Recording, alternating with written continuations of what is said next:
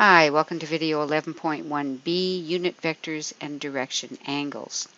So a unit vector simply means a vector whose magnitude is 1, and the two most important unit vectors we're going to work with are I and J. The unit vector I is the vector whose component form is 1, 0, so what's this little vector right here? And the unit vector J is the vector 0, 1, which is this little unit vector here.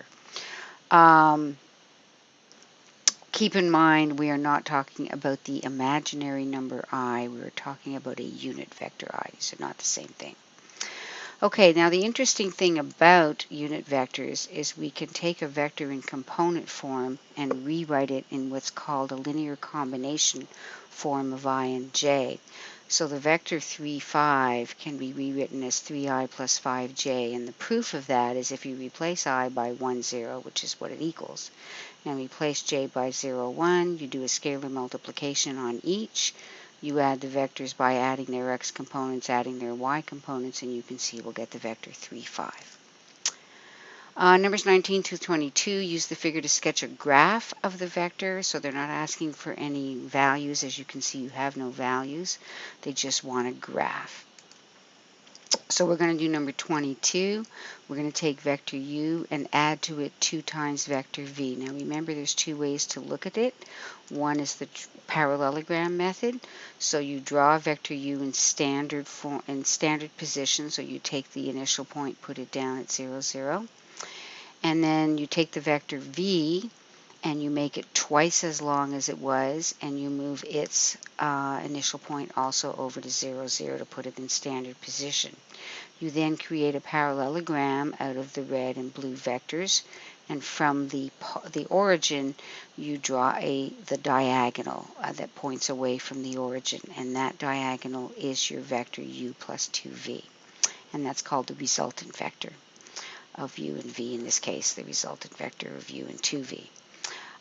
The other way to look at it is the triangular method, where you place one of the vectors. I place the 2v vector. The order doesn't matter. And then to the terminal point of the vector 2v in standard position, you attach the initial point of vector u. And then you create a triangle from the origin pointing towards the terminal point of vector u, and you can see that's the exact same thing as the diagonal of that parallelogram.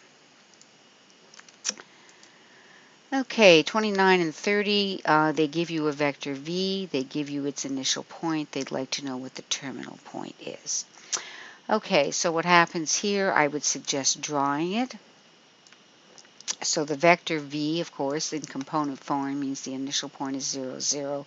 The terminal point is 4, negative 9.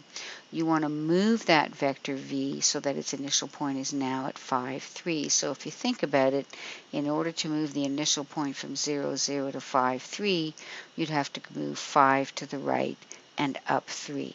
So what you'll do to the terminal point is move it 5 to the right and up 3.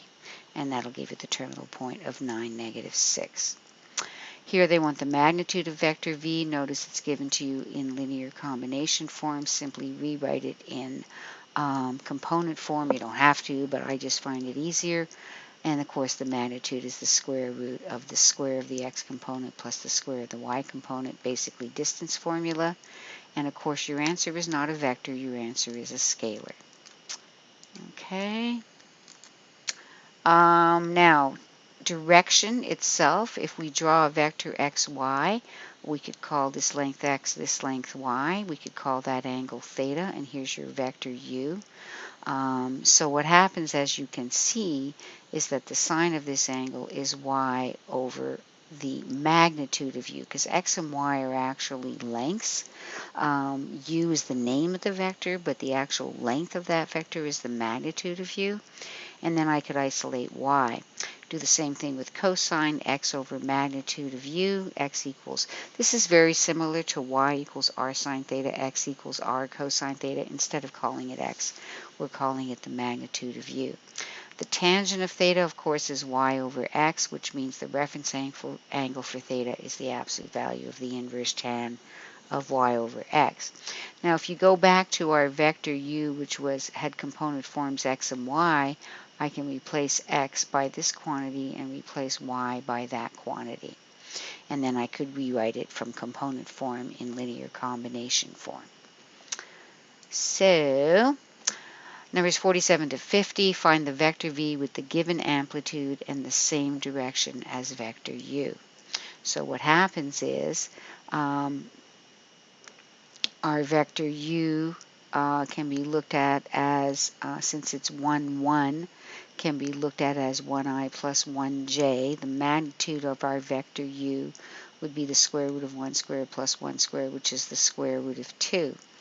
So what happens is our vector v, which is x comma y, okay, so we're just going to call it x comma y. Our x, of course, is the component of the magnitude of vector v times cosine theta.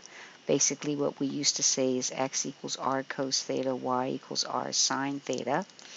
The magnitude of v is given to us to be 4. And then the cosine of theta and the sine of theta. Well, if you graph the vector 1, 1 in standard position, you'll see that the tangent of theta is 1 over 1, meaning that theta, as you can see in this quadrant 1, is 45 degrees. So the cosine of 45 degrees is 1 over root 2, or you probably know it as root 2 over 2. Same thing with sine of 45 degrees. I leave it as 4 over root 2. You'd probably rationalize it and get 4 root 2 over 2, which is 2 root 2, comma 2 root 2. Here, find the component form of v given its magnitude and the angle it makes with the positive x-axis. So here's a 120 degree angle, and the magnitude of our vector is 5. So again, if we call our vector xy, there's our r cos theta, r sine theta. Our magnitude of v was given to us to be 5. Theta was given to us to be 120. And of course, you will figure out trig-wise, cosine of 120 is negative a half, sine of 120 is root 3 over 2. Multiply each one by 5. 55 through 58, find the component form of the vector u plus v given the lengths of u and v and the angles that u and v make with the positive x-axis. So what you have in number 58 is the magnitude of u is 5, and the angle it makes with the positive x-axis is negative 0.5 radians. And here's the magnitude of v and the angle it makes. The question is, what is the component form of u plus v? I'm going to call vector u in component form x1, y1, vector v x2, y2. So that'll be the magnitude of vector u cosine of theta u, comma, basically r sine theta, magnitude of u cosine of theta u.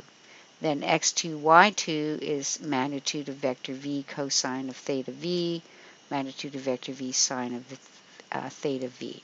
So they gave us the magnitude of vector u is 5. They gave us that the angle that vector u makes with the positive x-axis is negative 0.5 radians, so that becomes the cosine of negative 0.5 radians, 5 times the sine of negative 0.5 radians. Magnitude of v is also 5, but the theta here is 0.5 radians, and again 5 and 0.5 radians. And then you would you'd need a calculator to do this. You'd get an x component, a y component, an x component, a y component, add the x components, add the y components. 63 to 68, find a and b such the vector v is the scalar a times the vector u plus the scalar b times the vector w. Here's vector u, here's vector w, and here's vector v. So we set up, as they said, vector v, which is negative 1, 7, equals a times vector u, which is 1, 2, plus b times vector w, which is 1, negative 1. Multiply through by the scalars. Add the vectors on the right by adding the x components, adding the y components. If the vectors are equal, their x components are equal, and their y components are equal. That gives us a system of equations which we solve. 75, 76, find the component form of vector v given the magnitudes of u and the magnitude of u plus v and the angles that vector u and vector u plus v make with the positive x-axis. So here's number 76. Vector v, we don't know what vector v is, that's what we're looking for.